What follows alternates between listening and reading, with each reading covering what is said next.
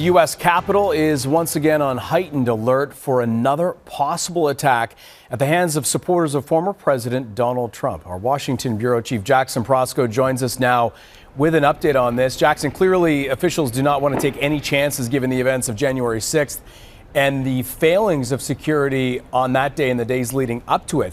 But talk about this possibility and how would you characterize the credibility of these threats? Well, good morning to you, Anthony. You know, the thousands of National Guardsmen and Capitol Police officers are on high alert. You see them behind me here, still manning the checkpoints. There's still that high security fence and the razor wire that were put in place after the January 6th attacks. They are very concerned about this because this threat, as you mentioned, is based on supporters of President Donald Trump who believe that today is the day that he will be reinaugurated as president. Now, there's obviously nothing legitimate to support that idea, but it's based on the far-right QAnon conspiracy theory, which alleges that there actually hasn't been a legitimate president of the United States since Ulysses S. Grant. They are worried that far-right militias may use this date as an opportunity to attack the Capitol building and perhaps even capture Democratic lawmakers. And Anthony, they say there is specific intelligence to back up those fears. So we hear March 4th, but we heard these warnings before that things would happen on January 6th. And of course, they didn't happen. This is according to the QAnon theories. And now if it doesn't happen today, it could happen on March 20th. That is another date that I keep reading about. So it seems like the goalposts keep moving when it comes to these theories, really baseless theories. They do, and that's sort of one of the defining theories of this QAnon conspiracy theory is that the goals are never really accomplished and followers continue to be strung along. And there's a tremendous amount of concern that those followers may start to fracture after today if nothing happens, when nothing happens.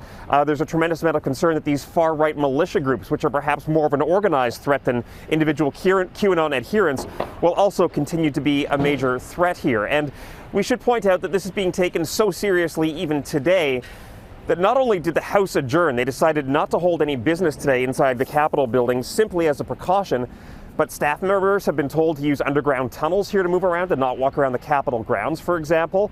Many of them have been told to stay home and work remotely where possible. So really, there's a lot of concern that this is a legitimate threat that's not going away anytime soon. So it's a difficult question perhaps to answer, but we are looking in the U.S. Capitol. But you look at the beefed up security, it would be hard to believe, given all of that things could happen. But nonetheless, you have to be prepared for any eventuality. But outside Washington, across the various states, at perhaps the state legislatures, for example, how widespread is the fear of domestic violence across the country? You know, this is a major ongoing concern. We heard testimony from the FBI director this week about this very threat, and he said they have 2,000 ongoing domestic terrorism investigations underway right now. We saw earlier, of course, last year, that plot to potentially kidnap lawmakers in Michigan, including the governor of Michigan. So this is something that law enforcement officials right across the country are very worried about. They say it's an ongoing threat, and it's being driven primarily by the fact that, of course, the president and his Republican allies refuse to walk back that big lie about a stolen election. You know, they continue. Just this past weekend, you heard President Donald Trump give a speech in which he continues to insist the election was stolen. And as long as that continues, his supporters are going to be fired up and insist that they need to take action to recapture control of the country.